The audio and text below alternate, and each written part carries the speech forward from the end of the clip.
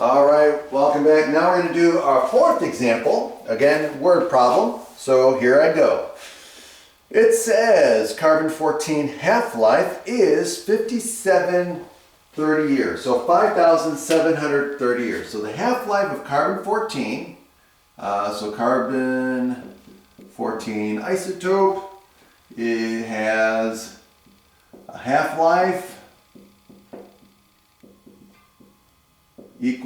approximately equal to 5,730 years. All right, good. Now it says, write a model, and so here's the model. So Q of T, so quantity, so Q of T equals Q naught times e to the negative KT, right? So it's a decay model. We're looking at radioactive decay. Okay, now, it says write a model like this to represent Q of T of carbon, the quantity of carbon-14 remaining after T years if no additional carbon is ingested. So in a lot of times this is after, this is based on radio dating basically dead things, right? So your whole life while you're eating, you're taking in carbon, and then what happens is once you die, you don't take in any carbon, and then the carbon-14 that you've taken into your body starts to decay. And so if we know how much carbon was in the bone or in the body at the beginning, at death, then we could figure out how old something is by looking at the remaining amount of carbon. Okay, so let's do this. Okay, so now the half-life is 5,030. Okay, so we need to come up with the constant. So in other words, how can we use this to help us out? Well, we know that the half-life is this. Well, what does it mean, half-life? Half-life means it takes, this is the amount of time that passes in order to have half of what we started with. So if this is what we have after T years, and this is what we started with, if we take the ratio of these two quantities, it should, after 5,730 years, it should be equal, this ratio should be equal to 1/2. So let's set this up. So that means what? Q of T over Q naught equals 1/2 equals what? E to the negative K times what? 5,730 years. So this should be true, right? So now we can use this to solve for K. Okay? And so if we take the natural log of both sides, what do we get? We get the natural log of 1/2 is equal to, and again, if we take the natural log of E, that becomes 1, and the exponent comes out, which is going to be negative K times 5730. And so if we divide both sides by 5730, well, actually negative 5730, okay, we get K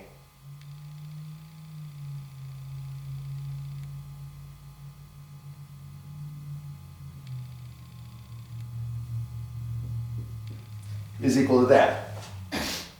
Notice that K is negative, which it should be because we're talking about decay.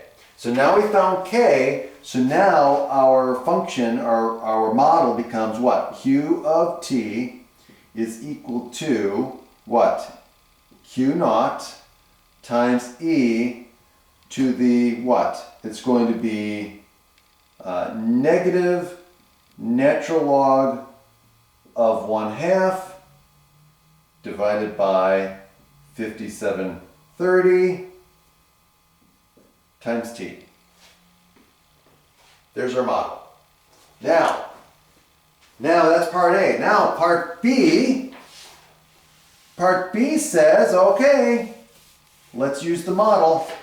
It says, an archaeologist uncovers human remains of an ancient Roman burial site and finds 76.6% of the carbon-14 still remaining. How old is the bone?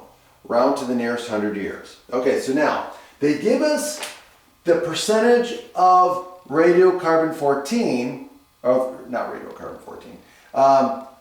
carbon-14 that is in the bone, right? So that's the ratio of these two. So what we're going to do is we're going to rewrite this as a ratio. So they're saying, okay, all we're going to do is rewrite the model. So the model is going to be this, okay, over Q naught is equal to e to the negative natural log of 1/2 divided by 5730 t. Okay, now we know that they gave us the ratio, which is 76.6%, which means that this ratio is what? 0.766, right? That's what this ratio means. Now this is going to equal e to the negative natural log of 1/2 over 5730, and then t is what we're solving for. We don't know how old the bone is, right? So now what I'm going to do is I'm going to what? Take the natural log of both sides because I want to get rid of the e. And so I'm going to take the natural log of both sides. That's going to give me the natural log of 0.766 is equal to the natural log of e. And again, the exponent is negative natural log of 1/2 divided by 5730 times t. And again, the property here, the natural log and the exponential cancel each other out, and I get I can pull the exponent out. Okay, so what do I get? I get natural log of 0.766 is equal to what? The negative natural log of 1/2 divided by 5730 times t. Now, I can divide both sides by this and solve for t. So that means t will equal what? Natural log of 0.766 divided by the natural log of 1/2 divided by 5730. Okay, so now what I can do is I can write this as a multiplication problem. So that's going to be the natural log of 0.766 times what? 5730 over the natural log of 1/2. And so I get the final thing I'm going to calculate is 5730 times the natural log of 0.766, all divided by the natural log of 1/2. And so that's what I'm going to put into my calculator now that I've got it solved for t.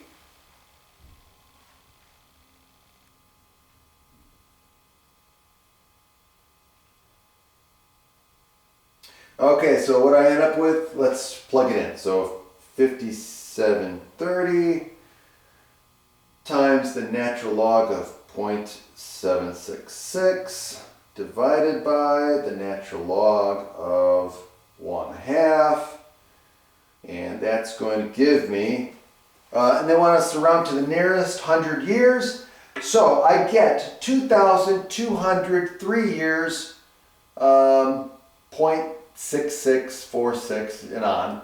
So round to the nearest 100 years, that's going to be 2,200 years.